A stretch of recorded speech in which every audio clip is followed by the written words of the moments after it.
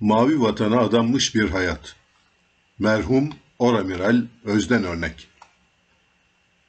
6 yıl önce 29 Nisan 2018 günü 20. Deniz Kuvvetleri Komutanı Oramiral Özden Örnek'i amansız hastalık sonucu kaybettik. Bu satırlar yazılırken onun en büyük eseri Milgem projesinin ada sınıfı korvetlerinin 4. gemisi olan TCG Kınalıada, Uzak Doğu seyrinde Hint Okyanusu'nda Maldivlere intikal halindeydi. Kınalıada'nın gemi ambleminde yer alan sloganı her şeyi özetliyor. Mavi vatana adanmışlar.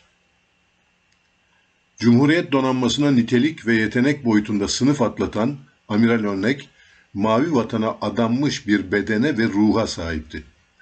Bugün bedenen aramızda değil. Ancak asil ruhu her zaman aramızda. Amiral Örnek, devlete deniz gücü ve jeopolitik etkileşim alanında en önemli ve büyük, somut katkıları sağlamış büyük bir devlet adamı ve denizci olarak olağanüstü yeteneklere ve mütevaziliğiyle öne çıkmış seçkin liderlik özelliklerine sahipti. Modern donanmanın babası. Özden Örnek, gerçek anlamda Cumhuriyet donanmasını 21. yüzyıla hazırladı. Donanmanın gerek kuvvet yapısı, gerekse temel doktrin ve stratejinin oluşmasında büyük rolü olmuştur.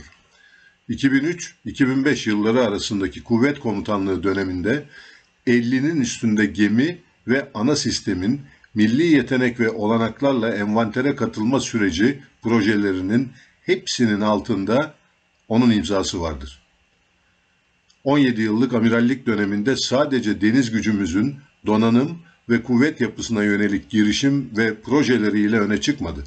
Strateji, taktik, konsept, doktrin ve hepsinden önemlisi deniz kültürü alanlarında da büyük katma değerler sağladı. En büyük eseri Milgem. Cumhuriyet donanmasına kazandırdığı sayısız katma değerler içinde şüphesiz en büyük ve ölümsüz olanı Milgem, Milli Gemi projesidir. Onun uzun soluklu Milgem projesine bakışı, tarihe mal olmuş şu sözleriyle özetlenebilir. Başaramazsınız dediler. Başardık. Bileşik Kaplar misali maalesef Cumhuriyet donanmasının ilerici ve yaratıcı kadroları kadar tarih boyunca vasıfsız, vefasız, nepotist, tutucu, mandacı ve teslimiyetçi kadroları da her dönem olmuştur.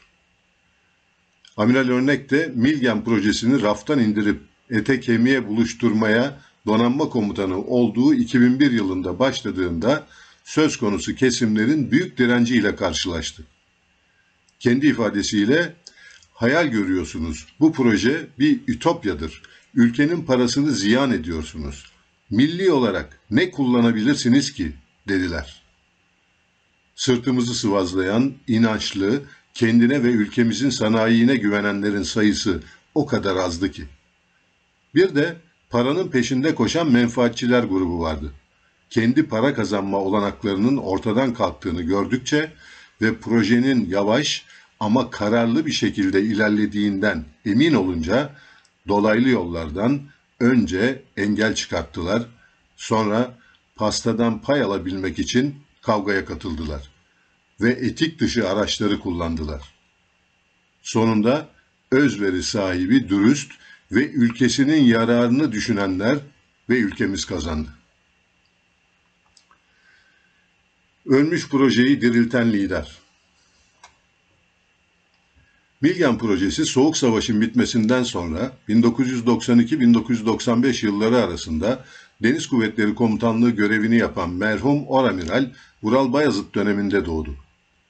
Ancak projenin asıl ve asli itici gücü 2003-2005 yılları arasında görev yapan 20. Deniz Kuvvetleri Komutanı Oramiral Özden Örnek oldu. Amiral Özden Örnek 1995-1997 arasında görev yapan Deniz Kuvvetleri Komutanı Oramiral Güven Erkaya'nın açık denizlere doğru doktrinini gerçekleştirecek esasları kuvvet yapısına aktarabilmiştir. Açık denizlere doğru doktrini gerçekte kıtadan denize çıkan Türk Deniz Kuvvetleri'ne başlangıç ivmesini ve kendine güven kazanma sürecini başlatmıştır. Amiral Örnek, açık denizlere iddialı çıkmak için öncelikle kendi gemimizi yaparak bağımsız savunma sanayi yeteneğinin varlığına ihtiyaç olduğunu görmüş ve bunu başarmıştır. Özden Örnek, Milgem'in Öyküsü kitabında şöyle yazıyor. Deniz kuvvetleri geçmişinin büyük kısmında sadece hayatta kalabilmek güdüsüyle farkında olmadan yaşadı. Yeteneğini fark ettiği zaman da yapması gerekeni yaptı, yeni bir gemi inşa etti. Milgem projesi 2001 yılına kadar değişik aşamalardan geçti. 2001 yılında maalesef dışa bağımlı çevrelerin baskısı ile durma noktasına ve hatta iptal aşamasına geldi. Bu projeyi devrimci bir ruhla Amiral Özden Örnek diriltti. Deniz Kuvvetleri Araştırma Merkez Komutanlığı'nın kurulması onun ileri görüşü sayesinde hızlandı. Cumhuriyet donanmasının dışa bağımlılığını sadece savaş gemi dizayn ve inşasıyla değil, milli su üstü ve sualtı silahları, atış kontrol sistemleri, başta Genesis ve Advent olmak üzere savaş yönetim sistemlerinin üretilmesiyle azaltmayı bir hayalden ve süslü kelimeler dizininden somut gerçekliğe dönüştürebilmeyi başarabildi. Bu başarısının temel teorisini şöyle izah ediyor. Deniz kuvvetleri demek teknoloji demektir. Hem de gelecekte size düşmanlık edebilecek donanmadakilerin tıpkısıyla aynı teknoloji. Galip gelebilmek içinse kendi yarattığınız teknoloji. Teknolojiyi kullanabilmeniz için onu anlayabilmeniz gerekir. Amiral Uran ve Amiral Örnek. Donanmamız pek çoğu Amiral Örnek'in başardığı ilkler sayesinde bugünleri gördü. Nasıl ki 1961-1968 yılları arasında görev yapan tarihimizin en genç Deniz Kuvvetleri Komutanı Oramiral Necdet Uran, Donanma Cemiyeti'nin, çıkarma filotilasının, amfibi taburların kurulması ve Türkiye'de ilk kez yerli savaş gemisi inşa sürecinin yani TCG Koçhisar Karakol Botu, TCG Berk ve TCG Peyk Refakat Muhripleri mimarı olarak 1974 yılında Kıbrıs Barış Harekatı'nın gerçekleşmesinin önünü açmışsa, Amiral Özden Örnek de onun vardiyasından 42 yıl sonra Milgem, Atmaca, Akya ve bunun gibi gemi ve silah sistemlerinin milli olanaklarla üretilmesinin yolunu açtı. Keşke o da 7 yıl görev yapabilseydi. Şüphesiz bugün çok farklı bir konumda olurduk. Savunma sanayinin büyük bir senfoni orkestrasına benzetirsek, o orkestranın sadece şefi olmadı. Aynı zamanda bu büyük eserin pek çok partisyonunu yazdı. Bakmayın son 19 yılda icra edilen gemi kızağa konma, gemi donanmaya katılma törenlerinde isminin hiç anılmadığına ya da ailesinden kimsenin onun en büyük eseri olan Milgem törenlerine bile davet edilmediğine. Zamanında John Fitzgerald Kennedy'nin söylediği gibi zaferin binlerce babası vardır. Fakat yenilgi yetimdir. Doğulu toplumların en büyük özelliği kıskançlık ve vefasızlıktır. Bazen en yakınındakiler bile size vefasızlık hatta ihanet içinde bulunabilir. Amiral Örnek de bu vefasızlıktan büyük payını almıştır. Mavi vatan için ödenen bedel. Vefasızlar ve ihanet içinde bulunanlar ne düşünürse düşünsün. Gerçek olan tek şey bir deniz gücünün oluşum, gelişim ve kullanımında sözün bittiği yer, o gücün ulusal irade altında bağımsız bir şekilde kullanımı ve o güce hayat veren gemiyi, silahı ve materyali ulusal imkanlar ile üretebilme yeteneğini kazanabilmektir. Özden Örnek Amiral'in ivmelendirdiği uzun soluklu süreç olmasaydı, günümüz savunma sanayinde Türkiye bu kadar hızlı yol kat edemezdi. Türk savunma sanayinin lokomotifi Osmanlı'dan bu yana daima donanma olmuştur. Donanma bu başarıların bedelini de her daim ödemiştir. Gerçek kahramanlar ve ter akıtanlar cezalandırılmıştır. Amiral Örnek bugünleri görerek kitabında şöyle diyor: Kazanılan her mücadelenin bir faturası vardır. Eğer o faturayı ilk kez ödemek istemiyorsak, ödediğimiz faturayı daima hatırlamamız ve yapılanların bedava olmadığını bilmemiz gerekir. Kazandığımız her türlü yeteneği devam ettirmeli ve daha iyiye doğru geliştirmeliyiz. O her ne kadar bu sözleri ulusal savunma sanayi yetenekleri kapsamında yazmışsa da, mücadele ve ödenen bedel konusunda eklememiz gerekenler vardır.